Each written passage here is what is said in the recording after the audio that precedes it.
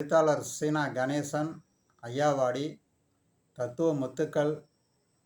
கம்பனும் கஷ்டப்பட்டால்தான் கம்பராமாயணம் அரங்கேறும். இது ஒரு பழமொழியினுடைய கருத்தாகும். உழைப்பு இல்லாமல் யாரும் வாழ்வில் உயர்ந்த நிலையை அடைய முடியாது. இளைஞர்களெல்லாம் இளம் வயதிலேயே புரிந்து கொண்டு இளம் வயதிலேயே கடுமையாக உழைத்தால் அவர்களது எதிர்காலம் பிரகாசமாக இருக்கும். மீண்டும் அடுத்த பதிவில் சந்திப்போம். எழுத்தாளர் சீனா கணேசன் ஐயாவாடி தத்துவ முத்துக்கள். கம்பனும் கஷ்டப்பட்டால்தான் கம்பராமாயணம் அரங்கேறும். இது ஒரு பழமொழியினுடைய கருத்தாகும். உழைப்பு இல்லாமல் யாரும் வாழ்வில் உயர்ந்த நிலையை அடைய முடியாது.